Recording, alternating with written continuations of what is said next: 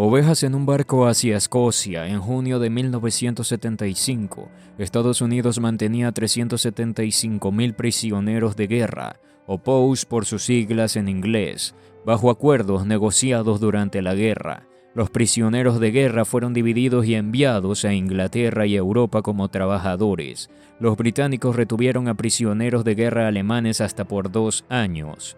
Los franceses los mantuvieron cautivos por otros 3 años. Los prisioneros de guerra en la Unión Soviética no fueron repartidos hasta 8 años después. La Segunda Guerra Mundial había llegado a su fin para los vencedores. Para los vencidos no terminaría hasta que los prisioneros de guerra fueran liberados. Con cada milla de vías de ferrocarril me acercaba más a la libertad.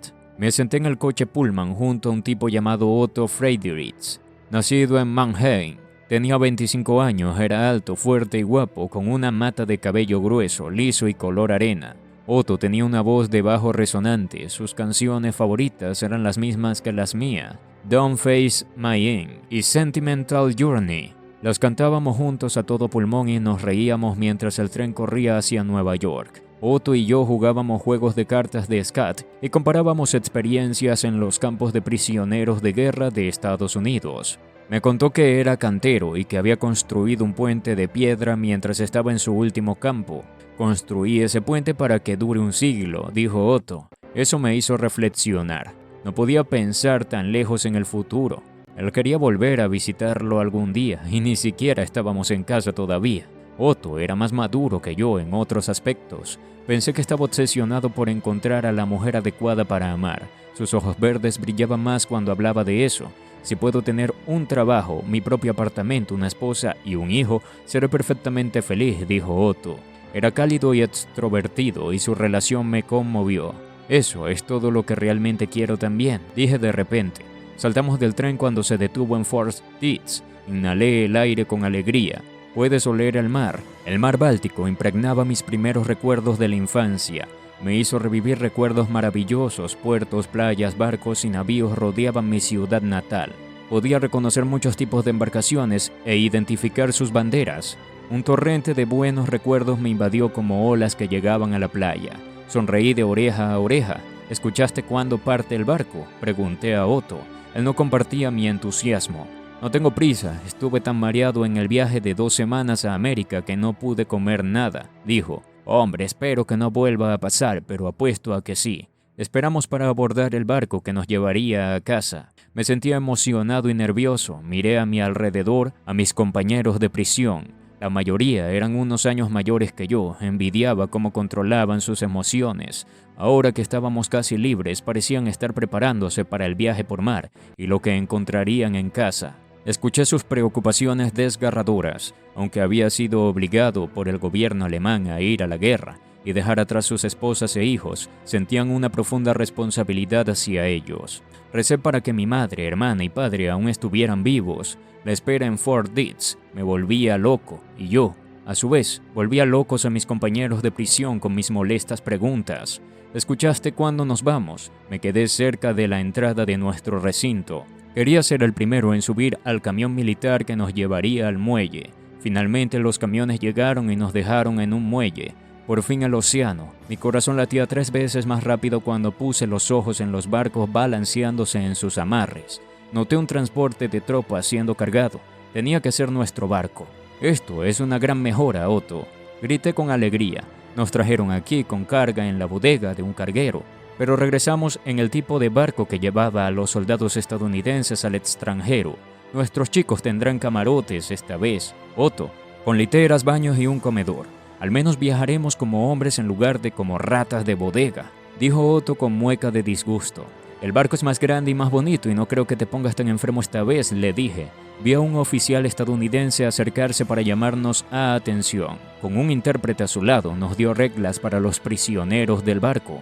Al final de sus instrucciones dijo, buena suerte, hombres, sus vidas desde que fueron capturados no han sido fáciles.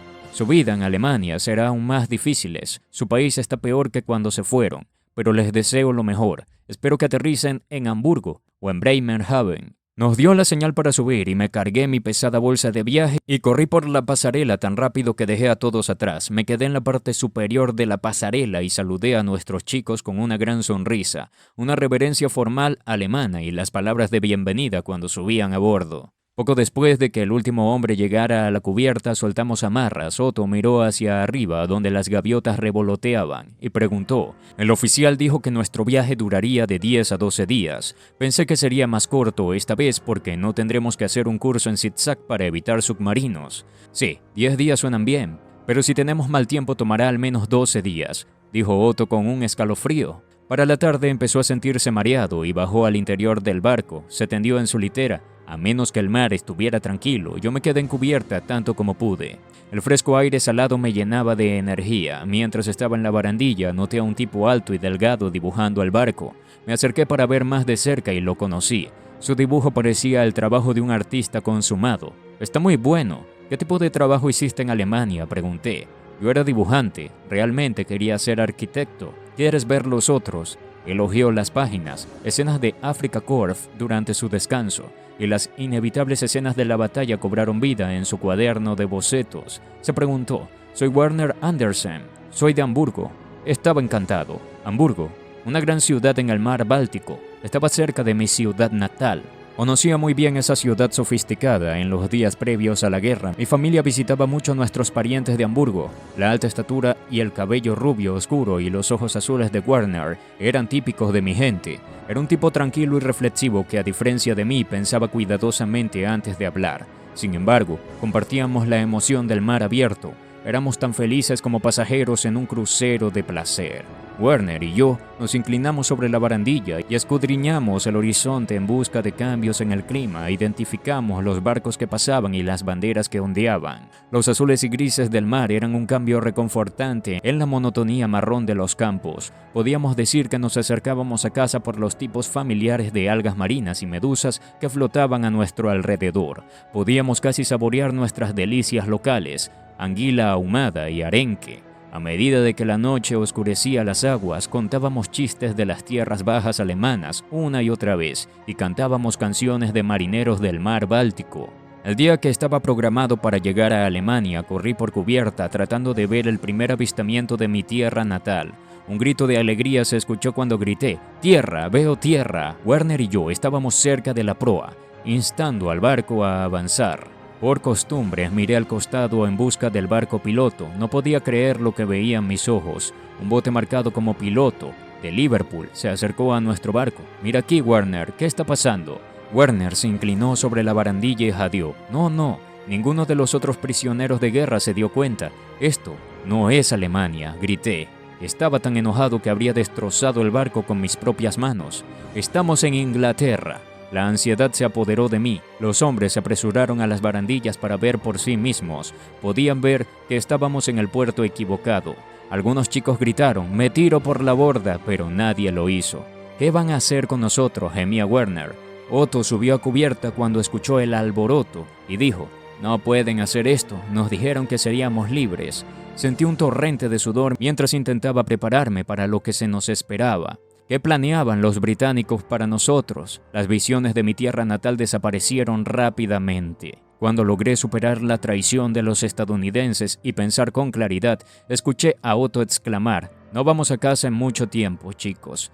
Todos los demás gimiendo de acuerdo. Nunca pedí ser soldado y ya he estado encarcelado 3 años por los crímenes de Hitler. ¿Cuánto tiempo más pueden retenernos?, le pregunté a Otto mientras trataba de mantener mi voz firme. «Todo el tiempo que quieran, estoy tan enojado como tú, pero podría haber sido peor», dijo. «Podrían habernos dejado en Francia o Bélgica». Sabía a lo que se refería. Recordaba vívidamente el abuso que sufrimos en el campo controlado por los franceses en Orán. En retrospectiva, si el comandante del campo estadounidense nos hubiera dicho la verdad, ciertamente no habríamos abordado el barco tan dócilmente como corderos llevados hacia el mercado. Pero mientras pensaba en mi partida alegre, sentí un amargo resentimiento subir por mi garganta y trabajé para reprimir mis lágrimas. Vi a Werner acurrucado junto a los botes salvavidas. Sus hombros temblaban mientras intentaba contener su dolor. Con el corazón hundido observé cómo nuestro barco atracaba. En lugar de nuestras familias en Alemania, una gran cantidad de tropas británicas nos esperaba con bayonetas fijas. Los británicos esperaban una rebelión. Estaban completamente preparados para controlar a cientos de prisioneros rebeldes. Sin embargo, para cuando desembarcamos, habíamos aceptado lo inevitable. Seguíamos siendo los mismos robots obedientes y cooperativos. Otto gritó: pueden haber vencido a nuestro país, pero todavía somos hombres honorables. Demostremos que aún tenemos coraje. Aguanta. Esto no puede ser peor que lo que pasamos en África. Con dolorosas punzadas de decepción, nos enderezamos, echamos nuestros pechos hacia adelante y cargamos nuestras bolsas de viaje. Marchamos por la pasarela con nuestras bolsas llenas de ropa, cigarrillos, jabón y otros regalos que habíamos comprado para dar a nuestros seres queridos. Pusimos pie en la tierra de un antiguo enemigo que quería y necesitaba su turno con nosotros. Si los británicos se sorprendieron por nuestra docilidad, no lo mostraron más de lo que nosotros mostramos nuestra decepción. Nos llevaron marchando a un enorme campo con las habituales cercas de alambre de púas reforzadas con alambre de concertina. Había pensado que ya habíamos superado todo eso. Estaba tan molesto y nervioso que estaba hiperventilando. Werner avanzaba como un zombie.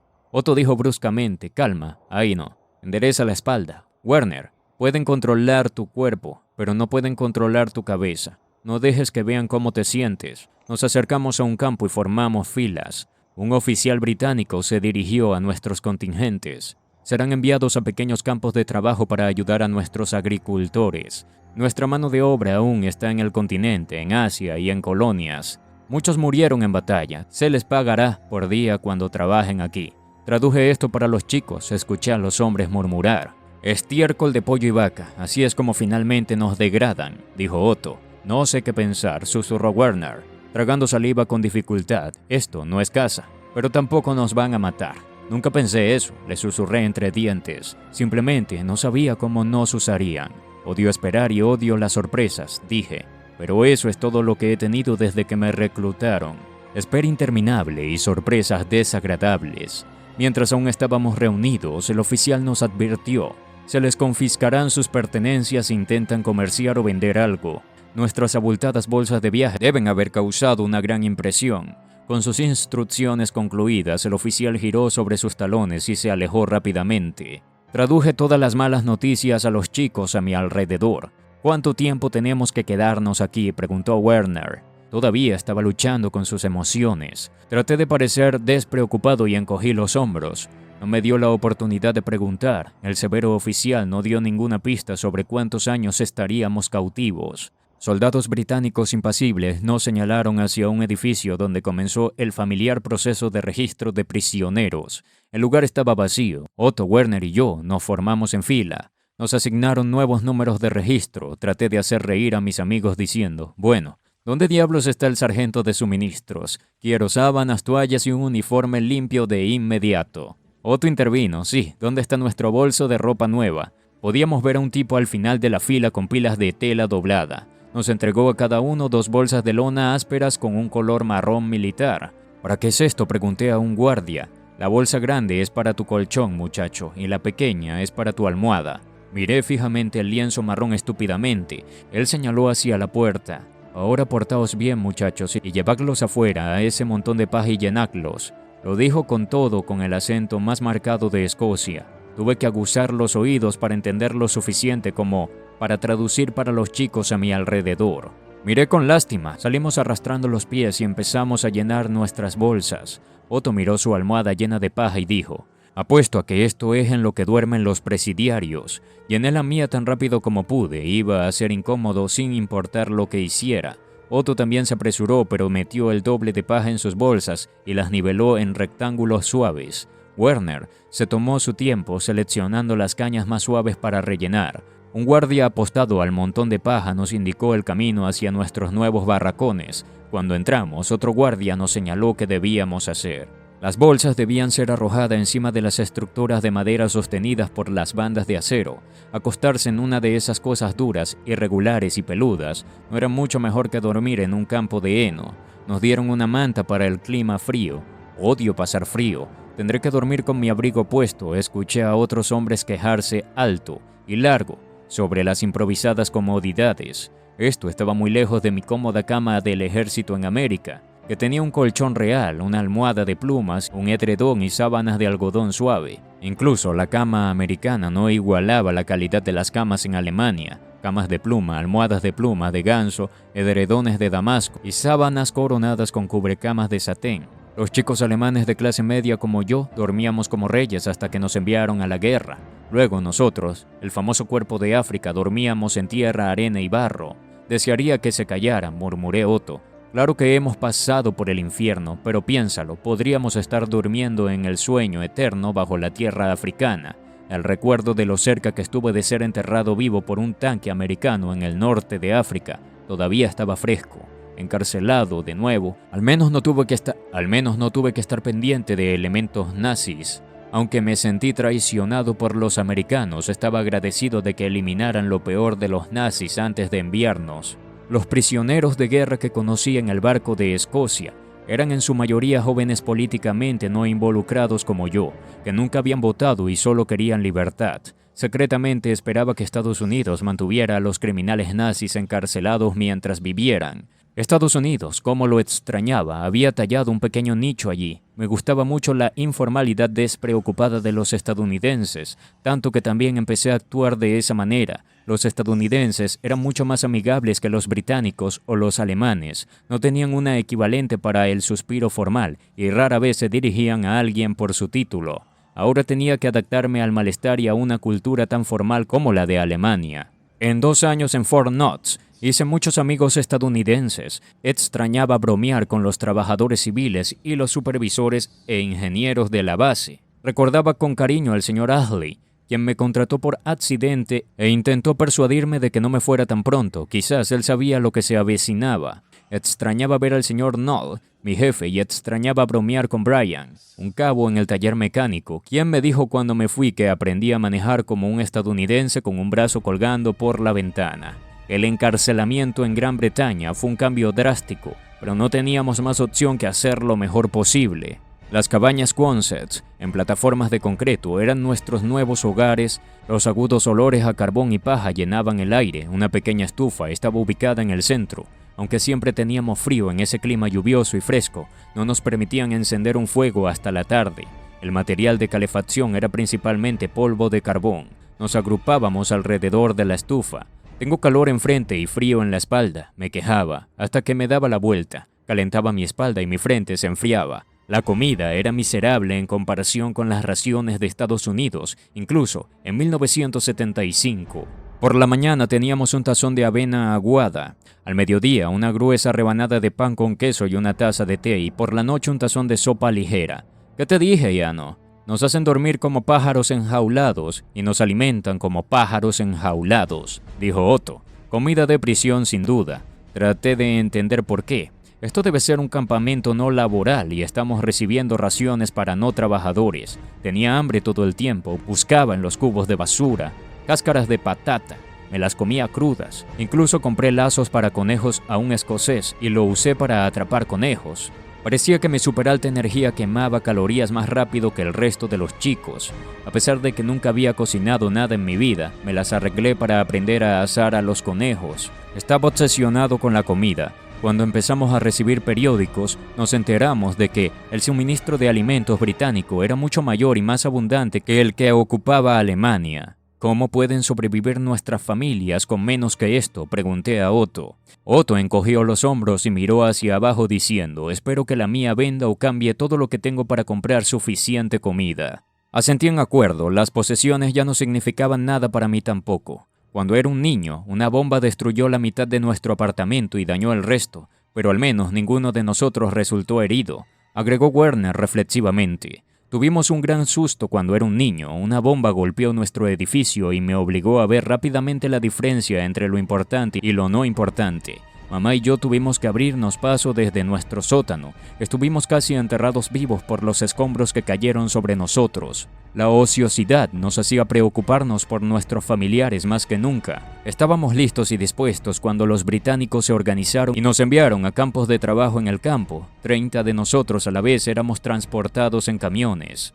Mi primer campo de trabajo, Stranraer, me conmovió profundamente. Podía oír, ver y oler el mar de Irlanda. Estaba más cerca de casa de lo que había estado en años. Mi nuevo campo consistía en nuevos barracones, Quonset, rodeados por una cerca de alambre de púas de apenas 4 pies de altura. Un sargento británico y un soldado dormían en nuestro campo por las noches como guardias. Más tarde, estuve en muchos otros pequeños campos en las tierras bajas de Escocia, en Newton Stewart, Dumfries, Kilmarnock.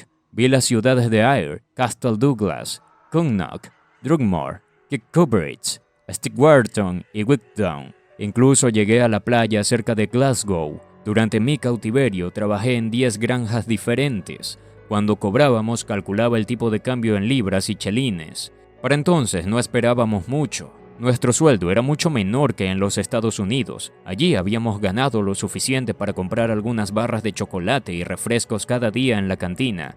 Nuestro portavoz en el campo de Texas nos había dicho que los estadounidenses nos uniformaban y nos pagaban lo mismo que a sus propios soldados. Me alegró saber que los estadounidenses me habían tratado como trataban a los suyos, pero Gran Bretaña no podía permitirse tal generosidad. Aún así, nos pagaban lo mismo que a sus soldados. Escocia era tan diferente de América. Cada mañana, alguien del Ministerio de Agricultura nos asignaba tareas y nos entregaba una bicicleta. Nos señalaba en un mapa donde teníamos que presentarnos para trabajar. Nos informaba con cierto orgullo que la primera bicicleta que fue diseñada y construida fue por un herrero escocés y que un dentista escocés inventó los neumáticos. Las bicicletas eran viejas y desgastadas, pero no pude ocultar mi placer. Montar en bicicleta era otro recordatorio de mi vida en casa. Por primera vez en años, tenía privacidad al menos durante mi viaje por el campo. Me sentía prácticamente libre. Mi único problema era acostumbrarme a andar en bicicleta por el lado izquierdo de la carretera. Pedaleaba mi bicicleta y apreciaba la tranquilidad y los perros de granja que trotaban junto a mí y me hacían compañía. Esta era la mayor libertad que había tenido desde que me reclutaron. Saboreaba mi independencia incluso más que la comida. Los domingos podíamos relajarnos en la plaza del pueblo. Hombres, mujeres y chicas aparecían con faldas escocesas y trajes tradicionales y cantaban y bailaban al ritmo de la música folclórica, tocada con violines y acordeones. La música y el baile alegraban nuestros corazones. Habíamos crecido con música folclórica regional, pero nuestros antiguos némesis en el norte de África, los gaiteros, se sentaban en las esquinas de las calles y tocaban por monedas. El sonido chillón de la gaita aún desencadenaba un torrente de adrenalina en nuestras entrañas. Los gaiteros nunca recibían una moneda de nosotros. Otto, Werner y yo estábamos tomando té afuera de una cafetería un domingo y sonriendo a las chicas cuando exclamé: «Las chicas no quieren tener nada que ver conmigo, no importa dónde esté. Siempre estoy vestido de manera incorrecta. Primero estaba con un uniforme alemán en Dinamarca, luego con un uniforme de prisionero de guerra estadounidense en Estados Unidos, y ahora con este uniforme negro feo aquí. Estoy harto de ser un marginado. Podría ser un leproso». Otto respondió a mi explosión: «Las chicas bonitas tampoco me prestan atención, y yo soy un tipo guapo». Nos reíamos de él mientras observábamos el baile folclórico de las chicas, cuerpos erguidos como bailarinas, piernas pateando con gracia. Sus faldas de cuadro plisadas se ondulaban mientras saltaban entre las espadas cruzadas en el suelo. «Hombre, realmente me gustan las faldas plisadas», dije mientras observaba cómo las faldas de las chicas giraban con saltos y giros. Otto ya no aguantaba más. «¿Podemos ir a otro lado? ¿Cuánto dinero tienen ustedes? ¿Podemos ir al cine o a un partido de fútbol?» Había leído los avisos de entretenimiento en el campo. Juntamos nuestro dinero y conseguimos lo suficiente para una película. Desde entonces dejamos de intentar mezclarnos con la gente del pueblo. Era demasiado desalentador. En cambio, buscábamos entretenimiento. Un domingo, cuando Otto, Werner y yo nos quedamos sin dinero, observamos un partido desde lo alto de los árboles con la vista al campo. Deberíamos haber parecido grandes cuervos negros. Alguien del pueblo nos vio allí arriba y nos invitó a entrar. Me conmovió el gesto. Nos sentamos en las gradas viendo un partido de fútbol como solíamos hacer en casa. Por un cambio, nos sentimos como jóvenes normales. En uno de mis fines de semana libres, llegué unos minutos tarde. Un guardia empezó a amenazarme con restringir futuros permisos. Si los británicos no me hubieran robado el reloj, habría llegado a tiempo, pensé. En el pasado lo habría dicho en voz alta. En cambio, solo pude esperar y rezar por el día en que sería libre. Nunca supimos cuándo o dónde la ira reprimida contra nosotros se manifestaría. Cuando el pastor de la iglesia presbiteriana local invitó a los prisioneros de guerra a los servicios dominicales, no preguntó primero a sus feligreses cómo se sentían acerca de que los alemanes adoraran con ellos. Debería haberlo hecho. Werner y yo apenas estábamos subiendo los escalones de la iglesia cuando los feligreses en la parte superior de las escaleras nos miraron fijamente. Dejaron claro que no nos querían allí. Nos dimos la vuelta y nos fuimos antes de que comenzara el servicio. Después de eso no intentamos ir a la iglesia, ni siquiera para Navidad, hasta que un sacerdote católico romano nos invitó a una misa de medianoche en Nochebuena en 1946. Otto estaba emocionado porque era católico romano. Werner y yo queríamos estar allí, aunque éramos protestantes. No sabía que el sacerdote había invitado a un prisionero de guerra alemán con una hermosa voz de barítono a cantar el hermoso himno de Ave María. Por primera vez en años estábamos en una iglesia real, una hermosa antigua iglesia escocesa. Ante mis ojos llorosos, antiguos enemigos alemanes y escoceses católicos y protestantes llenaron los bancos para adorar. Todo mi estrés y preocupación desaparecieron cuando el Espíritu Santo entró en mi corazón y mente y me dio la sensación más sublime de esperanza y amor, una experiencia religiosa que me conmovió hasta el alma. Incluso hoy en día el recuerdo evoca los mismos sentimientos que me reconfortaron esa noche milagrosa. Muchos años después le puse el nombre de Kira a mi hijo nacido en Estados Unidos. Después de Navidad, los prisioneros de guerra parecían estar más relajados y dispuestos a adaptarse en Escocia. Cuando los escoceses se dieron cuenta de lo bien que estábamos cooperando, nos dieron raciones más grandes y mejores. Por la mañana recibíamos un gran tazón de avena con azúcar y leche. Al mediodía, las esposas de los granjeros nos servían el mismo almuerzo abundante que a sus esposos. Y a veces comíamos con los empleados contratados. En otras ocasiones nos servían por separado. La escena me recordaba la descripción relajada de mi hermana Erika de su año en la tierra, cuando ella y otras chicas adolescentes fueron enviadas a trabajar en granjas alemanas. A ella no le importaba el trabajo duro y le gustaba la comida fresca y la excelente cocina del campo. En el menú sencillo que nos servían estaban lejos de ser el gourmet, pero era satisfactorio: patatas hervidas, nabos o zanahorias cubiertos con salsa de crema y un pedazo de cordero o pollo hervido eran comidas típicas. Escuchaba a hombres quejarse de la calidad, pero yo estaba contento simplemente por estar saciado. Me sentía como mi yo antiguo, de nuevo, especialmente porque finalmente estaba en contacto con mi familia.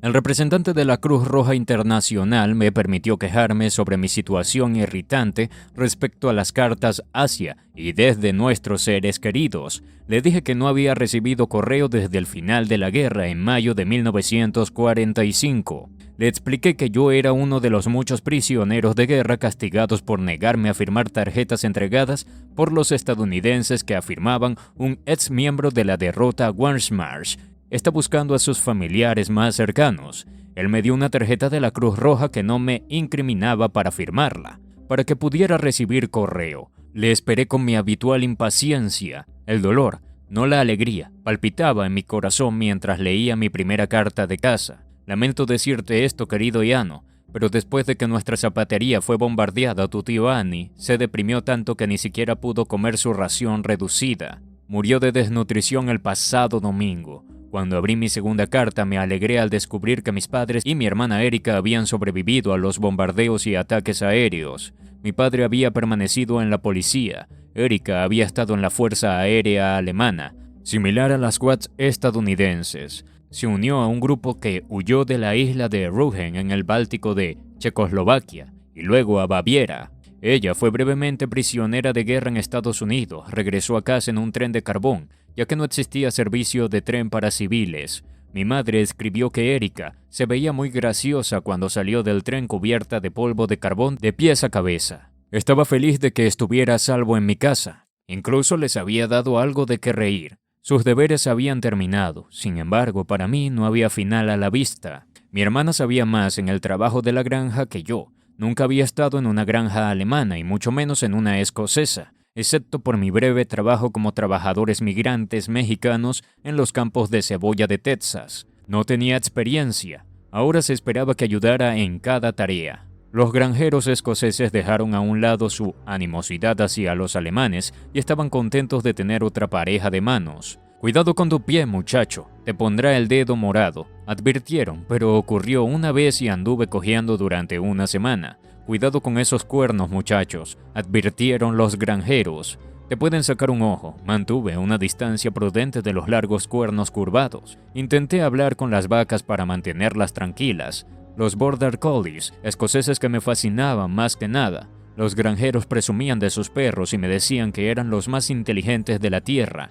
No lo dudé cuando vi a los perros en acción. Los granjeros podían enviar un par de ellos solo para traer a casa las vacas. Cuando era necesario traer a las ovejas, podían ver a los collies en acción. Se agazapaban ocultos en la hierba hasta que saltaban para perseguir a las ovejas extraviadas. Seguían las indicaciones de sus amos, que usaban señales manuales o silbidos. Los granjeros tenían suerte de tener perros inteligentes y cooperativos, y la ayuda de prisioneros de guerra obedientes. Los granjeros me enseñaron a usar una máquina de ordeño en las vacas, a cortar las colas de los corderos y a esquilar las ovejas. Aprendí a enganchar caballos a carros de 2 ruedas y a recolectar heno, cebada y avena. Caben miles de papas llamadas toctis. De la fría tierra, mis manos congeladas crecieron enormemente. En los páramos escoceses fríos y ventosos, usé un dispositivo único, un cortador de turba, para cortar gruesos rectángulos de turba, como alfombras para alimentar las chimeneas escocesas.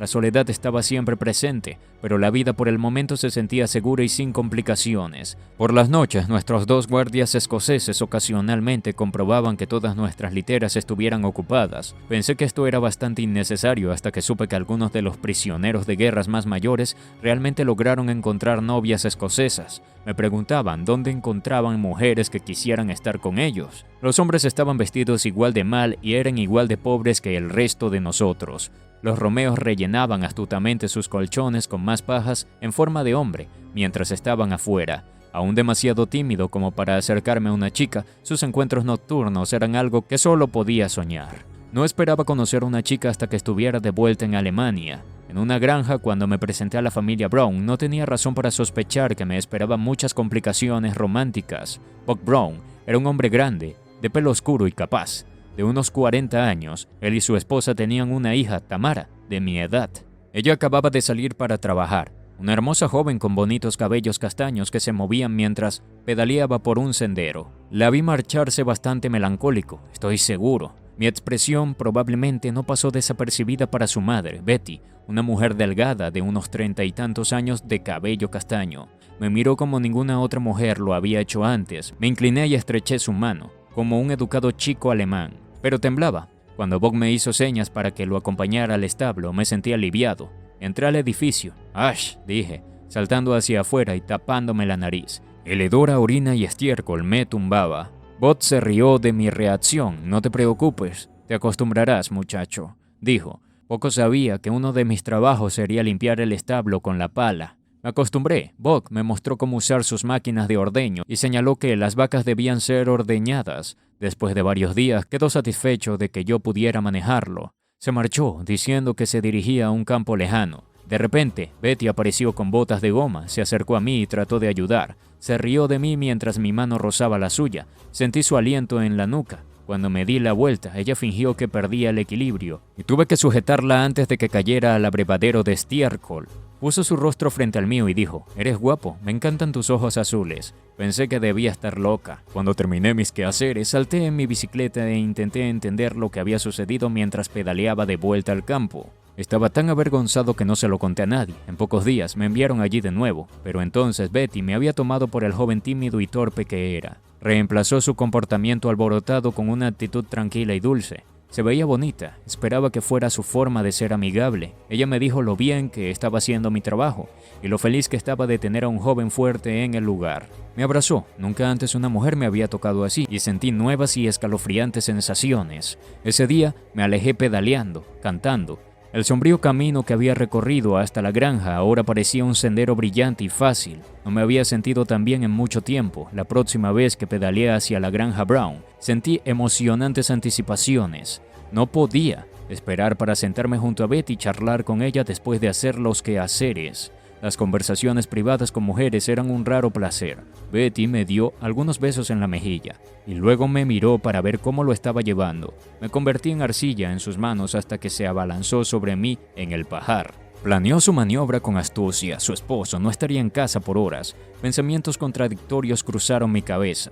No estaba seguro de qué estaba tramando, estaba planeando cometer adulterio. Mientras estos pensamientos resonaban en mi cabeza, otro pensamiento tomaba precedencia. Había escapado de la guerra prácticamente ileso. Qué vergonzoso sería si fuera asesinado o herido por un esposo celoso. Salí del pajar como un muchacho torpe, sintiendo la mirada de odio de Betty en mi espalda. Mi bicicleta me llevó de vuelta a mi campo, donde juré que nunca regresaría a la granja Brown. Ahora podía ver cómo los prisioneros de guerra conseguían a sus novias. A partir de entonces intercambié trabajos con otros prisioneros de guerra e intenté olvidarme de Betty. El trabajo en la granja era agotador, pero busqué granjas más grandes con otros hombres, donde había un espíritu de camaradería que me gustaba. Afortunadamente me encontré de nuevo con Otto y Werner. A ver quién puede terminar más rápido, solía decir. Otto era más fuerte, pero yo era más rápido. Werner siempre intentaba pensar en otra forma de hacer el trabajo. A veces sus experimentos me exasperaban, pero a veces era una mejora y lo hacíamos a su manera. Pronto el resto de prisioneros de guerra se sumaron al espíritu de los concursos. Descubrimos que podían recolectar más papas, quién podía cortar más turba y quién podía esquilar más ovejas. La emoción hacía que el día pasara más rápido. A los escoceses les gustaba vernos. En sus descansos me señalaban para entretenerse porque hablaba un inglés escolar culto. Intentaban hacerme pronunciar palabras escocesas. Decían, repite después de mí. Brewbresh, Munalesh, Munlesh, Tenesh. No tuve problemas con sus sonidos de garganta. El alemán tiene muchos de ellos. La mayoría de los escoceses intentaban confundirme con el nombre de un pueblo diminuto. Di esto, chico. Oxtermunstein. Pude pronunciarlo, para mi asombro. Ahora, el segundo nombre de mi Golden Retriever, criado en Escocia. Escoceses, prisioneros de guerra e irlandeses esperaban una hora de descanso para cenar. Durante la época de la cosecha, las esposas de los granjeros servían comidas abundantes. Comía con los trabajadores irlandeses migrantes que iban de un lugar a otro, así como los trabajadores migrantes mexicanos en Estados Unidos. Los irlandeses no eran tratados mejor que los trabajadores mexicanos aquí. Sus camas eran peores que las nuestras. Se estiraban en cajas de papas en los graneros. Cuando conocí por primera vez a los irlandeses, jugué con la idea de escapar a la República de Irlanda. Algunos de ellos se ofrecieron a ayudarme. No les gustaban los británicos, pero trabajaban en Gran Bretaña porque necesitaban el dinero. Cuando propuse mi plan de escape, Werner me dijo sin rodeos, ya he tenido toda la emoción que puedo soportar, descártame. Otto estaba totalmente a favor, pero se echó atrás la noche en que estábamos listos para escapar. No habló mucho inglés, y si nos quedamos varados en algún lugar, podría ser arrestado. Esa habría sido la gota que colmaba el vaso. Otto tenía razón. Poco después supe por cartas y periódicos que mi ciudad natal estaba bajo ocupación británica. Habría cuestionado mi regreso desde Irlanda en lugar de Reino Unido. Poco sabía que la libertad estaba a la vuelta de la esquina. Unos 18 meses después de nuestra llegada al Reino Unido, escuchamos el rumor de que los prisioneros de guerra alemanes en Inglaterra estaban arrojando panfletos desde camiones en el camino a sus trabajos, que decían, Gran Bretaña, envía tus esclavos a casa, la guerra ha terminado. Estuve atento en los lados de la carretera. Quería ver uno de esos panfletos yo mismo, pero nunca encontré ninguno. Aunque no teníamos conexión con otros campos, esta idea parecía estar propagándose, y creo que cambió la opinión pública británica a nuestro favor. Finalmente, para 1947 comenzaron los preparativos para enviarnos a casa con una reclasificación de los prisioneros de guerra alemanes. Una vez más, nos organizaron en grupos. Grupo 1, blanco, hombres con membresía y actividad probadas en partidos democráticos previos a Hitler. Grupo 3, negro, las SS, identificados por sus grupos sanguíneos A, B o C, tatuados bajo los brazos. Grupo 2, gris, políticamente indiferente. La mayoría caía en este grupo, incluyendo a mis amigos y a mí. Nuestro grupo fue subdividido según la duración de la cautividad. Estaba en el grupo número 12, la campaña del norte de África. Los aviadores submarinistas y otro personal naval capturado anteriormente estaban en los grupos del 1 al 11. Esta vez era real, estaba seguro de ello. Sin embargo, otros no eran tan confiados. Algunos de ellos no dejaban de tirar agua fría sobre mis charlas emocionadas. ¿Por qué estás tan seguro?, gruñó un tipo mayor de unos 30 años llamado Gerhard. Esto podría ser otro plan para esclavizarnos en otro lugar. ¿Por qué eres tan sospechoso?, le pregunté. No lo soy realista, sisió Gerhard. Lo ignoré, estaba tan emocionado que apenas podía soportarlo. Tenía 23 años y había estado fuera de casa durante más de 5 años. A los grises, con números de grupos bajos, nos enviaron de vuelta al mismo campo de Liverpool, donde tuvimos nuestros aterrizajes sorpresa en marzo de 1946. Nos llamaron, nos reunieron, nos subieron a camiones, nos ordenaron bajar de los camiones y nos cargaron en un tren bajo fuertes guardias británicos armados con bayonetas fijas. Susurré a Otto: «Están locos, ¿por qué intentaríamos rebelarnos a escapar ahora?» Cuando desembarcamos en Peterborough, cerca de Londres, apareció un solo tipo de la RAF, Royal Air Force. Estaba desarmado y mantenía las manos en los bolsillos. Traduje sus órdenes, dijo: «Solo alíñense y síganme». Rodé los ojos hacia Otto. «Alguien en el mando sabe lo que está haciendo», murmuró Otto. El hombre de la RAF nos llevó a unos barracones desiertos que tenían camas y la impresionante estufa en medio de la habitación. Los murmullos bajos se volvieron más fuertes e intensos. Uno de los hombres miró enojado al tipo de RAF y gritó: «¿Qué es todo esto? ¿Qué está pasando?». Entonces hablé inglés y moderé un poco sus palabras. «Se supone que ahora trabajamos para la RAF». Sin respuesta, el hombre de la RAF dio la espalda a la ligera y salió por la puerta. Nadie pudo dormir esa noche. Los viejos amargados como Gerhard vociferaban y sonaban homicidas. Mis amigos y yo les dimos la espalda, miramos por las ventanas y discutimos nuestro problema hasta la saciedad. Todo lo que realmente podíamos hacer era esperar a que apareciera un oficial de la RAF. Al día siguiente, apareció. Esperaba que nos dijera que nos íbamos de inmediato. En cambio, comenzó a hablar sobre nuestras asignaciones de trabajo. Me puse en posición de firmes. «¿Qué? ¿De qué está hablando? Ay, no». Otto juró entre dientes. «¡Qué golpe!». Miré a Werner. Si hubiera tenido un arma, creo que se habría matado. Mi viejo crítico, Gerhard, estaba parado justo detrás de mí. «¿Ves? Te lo dije». Hubo mucho murmullo entre nuestros hombres. «¿Nos han traicionado de nuevo?», me pregunté. Reuní el valor para plantear una pregunta. «¿Por qué nos enviaron aquí después de que estábamos programados para ser dados de baja?». El oficial dijo: «En serio, investigaré el asunto con su antiguo campo, lo prometo». Cuando se fue, traduje sus palabras a oídos desanimados. La desilusión total se irradiaba por las barracas. Nos esperaba otra noche inquieta. Otto, Werner y yo no podíamos dejar de hablar al respecto. Alguien simplemente cometió un error. Eso es todo, dije, tratando de convencerme tanto como a Werner. Él estaba abrumado, sentado con la cabeza entre las rodillas. «Deberíamos habernos escapado cuando pudimos, Eino», dijo Otto en voz baja. Podía escuchar el murmullo de las voces de los hombres discutiendo sobre lo que acababan de escuchar. Me sentí usado y traicionado. Nuestro atuendo negro parecía luto. Toda mi emoción y entusiasmo fueron arrancados como la lana que esquilé de las ovejas escocesas. Después de apagar las luces, me sentí manso como un cordero. Puse mi destino en manos de Dios. El oficial finalmente regresó al día siguiente. Se paró rígidamente frente a nosotros para anunciar: «No se supone que estén aquí. Ha habido algún tipo de error». Sonreí de oreja a oreja. Salté arriba y abajo y observé a Otto y Werner cuando traduje su pequeño discurso. Pensé escuchar un suspiro colectivo. Agarré a Otto y lo golpeé por la espalda. «Felicidades, finalmente somos libres». Agarramos a Werner y también lo golpeamos. Vi otros abrazos y palmadas en la espalda. Esto tenía que serlo. Fiel a su palabra, el oficial nos organizó para la partida. Un gran grupo de nosotros fue enviado en tren al campo que habíamos pasado 2 veces, una vez la llegada y otra después de salir del campo de trabajo en Escocia. Poco después, nos unimos en un segundo grupo para otro viaje en tren hacia el puerto de Orwich, en Essex, Inglaterra. Ahora, todos los prisioneros de guerra creían que realmente íbamos a casa, incluso Gerhard, el aguafiestas. Este parecía satisfecho.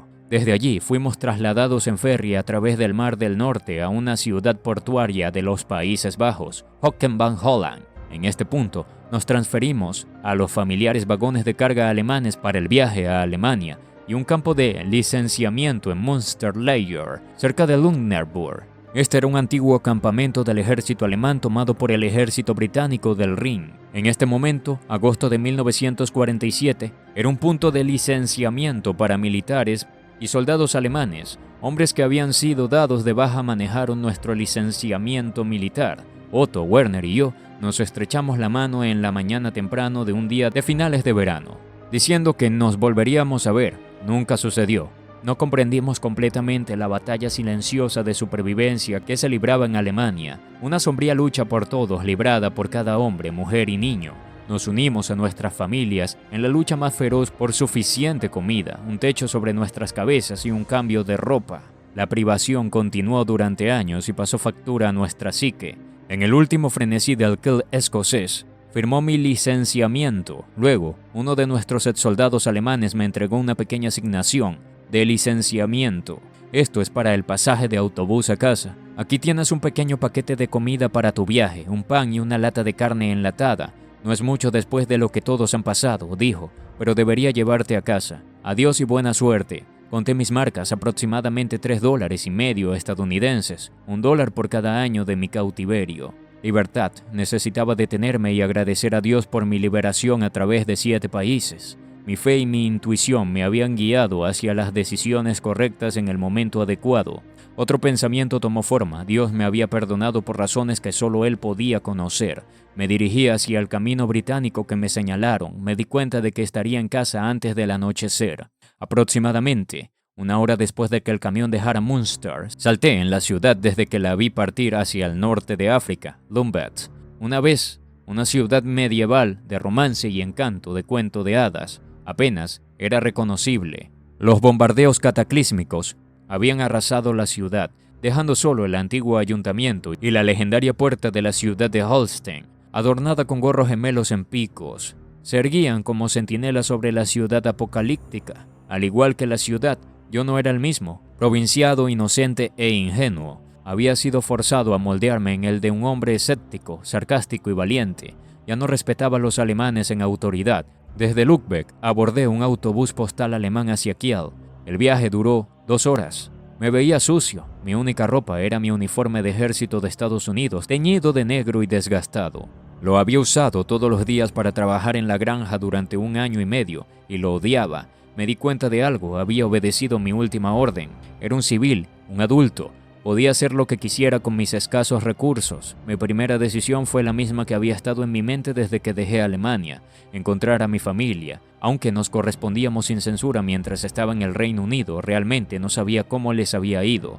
Era obvio que sus cartas estaban escritas únicamente para animarme. No mencionaron ningún problema, como muchas familias de prisioneros de guerra que lo hicieron. Mi madre terminaba cada carta con bendiciones y Auf Wiedersehen hasta que nos volvamos a encontrar. Mis padres no sabían que había vuelto a Alemania y estaba camino a casa. Me preguntaba cómo les estaba yendo. Tenía razón Neisha, lo que no me mata te hace más fuerte. Es cierto que estas narrativas no solo nos ofrecen relatos del pasado, sino también lecciones atemporales de coraje y resiliencia. Celebrar la humanidad que prevalece incluso en los tiempos más oscuros es fundamental para recordar la importancia de la libertad y el legado de aquellos que lucharon por un mejor mañana. Pero antes de terminar, te invito a que dejes tu me gusta y te suscribas activando las notificaciones para que no te pierdas ninguno de nuestros increíbles relatos. Que estas historias nos inspiren a valorar la libertad y a nunca olvidar el legado de aquellos que dieron todo por un mañana mejor.